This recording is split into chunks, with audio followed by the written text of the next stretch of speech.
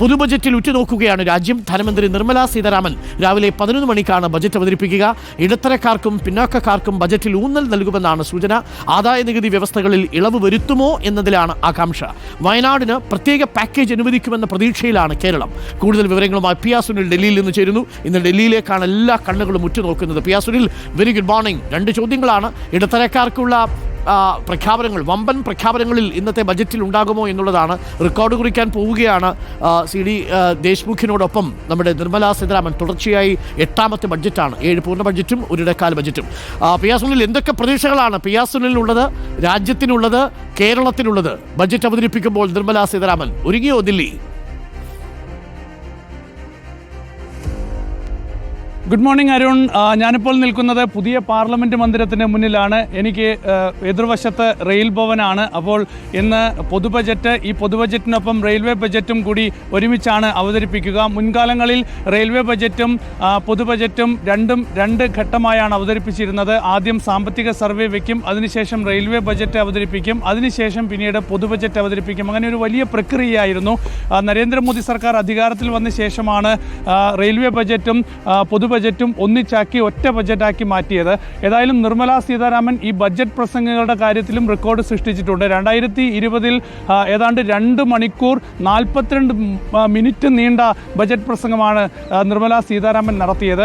അതുമാത്രമല്ല, ഇപ്പോൾ ബജറ്റ് അവതരണത്തിൻ്റെ കാര്യത്തിലും ധനമന്ത്രി നിർമ്മലാ സീതാരാമൻ റെക്കോർഡ് സൃഷ്ടിക്കുകയാണ്. 8ാമത്തെ ബജറ്റാണ്. ഇന്ന് 3ാം മോദി സർക്കാരിൻ്റെ ആദ്യ സമ്പൂർണ്ണ ബജറ്റാണ് വരാൻ പോകുന്നത്. ഇന്നലെ പ്രധാനമന്ത്രി നരേന്ദ്രമോദി ചൂണ്ടിക്കാണിച്ചത് രാജ്യത്തിന് പുതിയ ഊർജം നൽകുന്ന ബജറ്റായിരിക്കും ഇത് എന്നാണ്.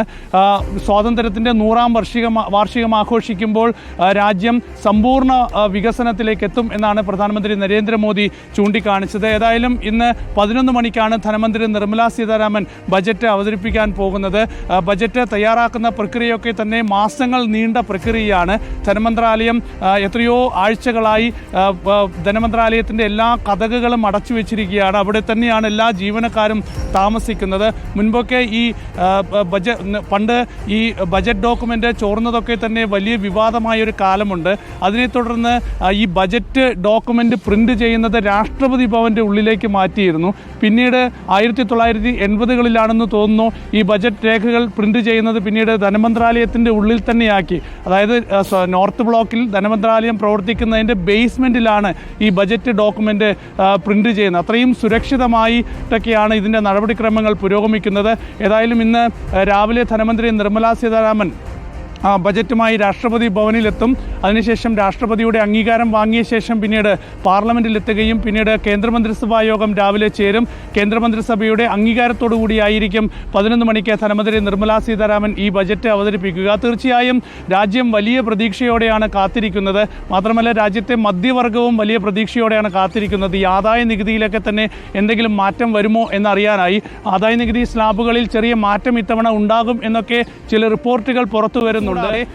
രാജ്യത്തെ അടിസ്ഥാന വികസന രംഗത്തൊക്കെ തന്നെ എന്തൊക്കെ വലിയ പ്രഖ്യാപനങ്ങൾ ഉണ്ടാകും എന്നൊക്കെയാണ് രാജ്യം ആകാംക്ഷയോടെ കാത്തിരിക്കുന്നത്. തീർച്ചയായും ഒരു സമഗ്ര വികസനം ലക്ഷ്യം വെച്ചുള്ള ഒരു ബജറ്റ് പ്രഖ്യാപനമായിരിക്കും ഇത്തവണ ഉണ്ടാവുക എന്നൊക്കെയാണ് കേന്ദ്രമന്ത്രിമാരൊക്കെ തന്നെ ചൂണ്ടിക്കാണിക്കുന്നത്. മോദി സർക്കാർ വന്ന ശേഷം ഈ ഓരോ സംസ്ഥാനങ്ങൾക്ക് തിരിച്ചുള്ള ഒരു ബജറ്റ് പ്രഖ്യാപനം ഒന്നും തന്നെ ഇല്ല. പൊതുവെ രാജ്യത്തിന് മൊത്തമായി ഉള്ള ഒരു വികസന ലക്ഷ്യം എന്നൊക്കെ പ്രഖ്യാപിച്ചുകൊണ്ടുള്ള പ്രഖ്യാപനങ്ങളാണ് ബജറ്റിൽ ഇത്തരം പ്രഖ്യാപനങ്ങൾ വരുന്നത്. ഏതായാലും ഇന്ന് നിർമ്മലാ സീതാരാമൻ അവതരിപ്പിക്കാൻ പോകുന്ന ഈ ബജറ്റിൽ തീർച്ചയായും ദില്ലിയിൽ തെരഞ്ഞെടുപ്പ് നടക്കാൻ പോകുന്നു. ബീഹാറിൽ ഇനി തെരഞ്ഞെടുപ്പ് വരുന്നു. അപ്പോൾ ഈ ഒരു സാഹചര്യങ്ങൾ കൂടി വിലയിരുത്തിക്കൊണ്ടുള്ള ചില പ്രഖ്യാപനങ്ങൾ ഉണ്ടാകാനുള്ള സാധ്യതയും ചൂണ്ടിക്കാണിക്കപ്പെടുന്നുണ്ട്. ഈ നയപ്രഖ്യാപന പ്രസംഗവുമായി ബന്ധപ്പെട്ട്, അത് ഈ ബഡ്ജറ്റുമായി ബന്ധപ്പെട്ട് ഇടത്തരക്കാരെ കുറിച്ച് പിയാ സുനിൽ പറഞ്ഞിരുന്നു. പ്രത്യേകിച്ച് ദില്ലി തെരഞ്ഞെടുപ്പിൽ ദില്ലിയിലെ വോട്ടർമാരിൽ ഒരു നല്ല വിഭാഗം ഇടത്തരക്കാരാണ്. അവരെ ഏതെങ്കിലും തരത്തിൽ സ്വാധീനിക്കുന്ന പ്രധാനപ്പെട്ട ചില ഭാഗങ്ങൾ ബജറ്റിലുമൊക്കെ ഉണ്ടാവും എന്നൊരു പ്രതീക്ഷ ഇന്നലെ പറഞ്ഞിരുന്നു. അത് യാഥാർത്ഥ്യമാവുന്നുവെന്ന സൂചനയാണ്.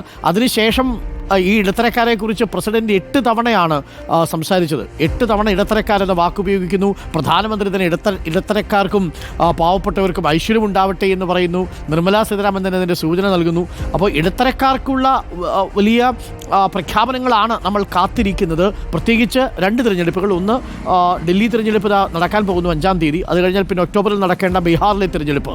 മാത്രവുമല്ല, ഈ വർഷവും അടുത്ത വർഷവും മാത്രമേ കേന്ദ്ര സർക്കാരിന്, അടുത്ത വർഷം 5 സംസ്ഥാന തിരഞ്ഞെടുപ്പുകളുണ്ട്. അപ്പോൾ ഈ വർഷം ഏറെക്കുറെ ഭദ്രതയാർന്ന യുക്തിപരമായിട്ടുള്ള ബജറ്റ് സർക്കാരിന് അവതരിപ്പിക്കാം. അത്ര വലിയ രാഷ്ട്രീയ സമ്മർദ്ദങ്ങളില്ല. 2 സംസ്ഥാന നിയമസഭാ തെരഞ്ഞെടുപ്പ് മാത്രമേ ഉള്ളൂ. അത് നിർമ്മലാ സീതാരാമൻ അനുകൂല ഘടകമാണ് അല്ലേ? തീർച്ചയായും ഇതൊരു വലിയ തെരഞ്ഞെടുപ്പ് വർഷമല്ല. ഇനി വരാനിരിക്കുന്ന വർഷങ്ങളെ അപേക്ഷിച്ച് നോക്കുമ്പോൾ ബീഹാർ തെരഞ്ഞെടുപ്പാണ്. ഇനി ദില്ലി കഴിഞ്ഞാൽ ഇനി ആകെ ഈ വർഷം നടക്കാൻ പോകുന്ന ബീഹാർ തെരഞ്ഞെടുപ്പാണ്. എങ്കിലും കഴിഞ്ഞ ലോക്സഭാ തെരഞ്ഞെടുപ്പിൽ നമുക്കറിയാം നരേന്ദ്രമോദിക്കും BJPക്കും ഒക്കെ തന്നെ മധ്യവർഗത്തിൽ നിന്ന് വലിയൊരു തിരിച്ചടി തന്നെയാണ് കിട്ടിയത്. കാരണം കേവല ഭൂരിപക്ഷത്തിലേക്ക് BJPക്ക് NDAക്ക് തനിച്ചെത്താൻ കഴിയാത്തൊരു സാഹചര്യമുണ്ടായി. 240 സീറ്റിലേക്ക് എത്താൻ കഴിഞ്ഞുള്ളൂ. അപ്പോൾ മധ്യവർഗത്തിൻ്റെ ഒരു അതൃപ്തിയുണ്ട് എന്നാണ് BJP ഒക്കെ തന്നെ കണക്കാക്കുന്നത്. ഇന്നലെ രാഷ്ട്രപതിയുടെ നയപ്രഖ്യാപന പ്രസംഗത്തിലും മധ്യവർഗത്തിന് ആശ്വാസമായ ചില വാക്കുകൾ രാഷ്ട്രപതിയും നടത്തിയിരുന്നു. ഇതിലൊക്കെ തന്നെ മധ്യവർഗത്തെയൊക്കെ തന്നെ സന്തോഷിപ്പിക്കുന്ന തീരുമാനങ്ങൾ ഉണ്ടാകും എന്നൊക്കെ രാഷ്ട്രപതിയുടെ നയപ്രഖ്യാപനത്തിൽ സൂചനയുണ്ട്. അപ്പോൾ അത്തരത്തിൽ ഒരു വലിയ തീരുമാനം ഒരുപക്ഷെ ഉണ്ടാകാനുള്ള സാധ്യത തള്ളിക്കളയാനാകില്ല. ഏതായാലും മധ്യവർഗത്തെ സന്തോഷിപ്പിക്കണമെങ്കിൽ അവർക്ക് കുറച്ചുകൂടി പൈസ പോക്കറ്റിലിട്ട് വീട്ടിലേക്ക് പോകാൻ കഴിയണം. അപ്പോൾ അങ്ങനെയുള്ള ഒരു തീരുമാനം ബജറ്റിൽ ഉണ്ടാകാനുള്ള സാധ്യത ഏതായാലും പല റിപ്പോർട്ടുകളും ചൂണ്ടിക്കാണിക്കപ്പെടുന്നുണ്ട്. ഇതോടൊപ്പം തന്നെയാണ് കേരളം വലിയ പ്രതീക്ഷയോടെയാണ് ഈ ബജറ്റിനെ ഉറ്റുനോക്കുന്നത്. കാരണം കേരളത്തിൻ്റെ സാമ്പത്തിക സാഹചര്യങ്ങളൊക്കെ തന്നെ വലിയ പ്രതിസന്ധിയിലാണെന്ന് ധനകാര്യ വകുപ്പ് മന്ത്രി KN ബാലഗോപാൽ പല ഘട്ടങ്ങളിലായി ചൂണ്ടിക്കാണിക്കുന്നുണ്ട്. കേരളം ഒരു 24,000 കോടി രൂപയുടെ ഒരു സാമ്പത്തിക സഹായം കേന്ദ്രത്തിൽ നിന്ന് ആവശ്യപ്പെട്ടിട്ടുണ്ട്. ഇതുകൂടാതെ വയനാട്ടിൽ പ്രത്യേക പാക്കേജ് വേണമെന്നൊരാവശ്യം കേരളം ഉന്നയിച്ചിരുന്നു. മാത്രമല്ല ഈ റെയിൽവേ മേഖലയിൽ ഒരു വലിയ വികസനം വേണം എന്ന് കേരളം ആവശ്യപ്പെടുകയാണ്. കാരണം ട്രിപ്പിളിംഗിലേക്ക് 3ാം പാത കേരളത്തിലെ റെയിൽവേ മേഖലയിൽ വേണം എന്നത് കേരളത്തിൻ്റെ പ്രധാനപ്പെട്ട ആവശ്യമാണ്. അതുപോലെ തന്നെ എയിംസ് ഉൾപ്പെടെയുള്ള ആവശ്യങ്ങൾ കേരളം ദീർഘകാലമായി ഉന്നയിക്കുന്നതാണ്. അപ്പോൾ ഇത്തരത്തിലുള്ള ആവശ്യങ്ങളും കേരളത്തിനുണ്ട്. അപ്പോൾ ഈ പൊതു ബജറ്റ് വരുമ്പോൾ തീർച്ചയായും സംസ്ഥാനങ്ങൾക്ക് സംസ്ഥാനങ്ങളുടേതായിട്ടുള്ള ആഗ്രഹങ്ങളുണ്ട്. ഒപ്പം ദേശീയ തലത്തിൽ ഇത്തരത്തിൽ നികുതി ഉൾപ്പെടെയുള്ള വിഷയങ്ങളിൽ ജനങ്ങളുടെ പൊതുവായ ആവശ്യവും പ്രതീക്ഷകളും ഒക്കെ തന്നെയുണ്ട്. എന്തൊക്കെ പരിഹരിക്കപ്പെടും എന്ന് നമുക്ക് സുനിൽ, എനിക്ക് തോന്നുന്നു ചടങ്ങുകൾക്ക് വേണ്ടി സാധാരണ വരുമ്പോൾ കയ്യിൽ ചുവന്ന വെൽവെറ്റിലുള്ള ഒരു ബാഗാണ് കരുതാറുള്ളത് നിർമ്മലാ സീതാരാമൻ. ഇന്ന് ഏത് സാരി ഉടുക്കും? ഇതൊക്കെ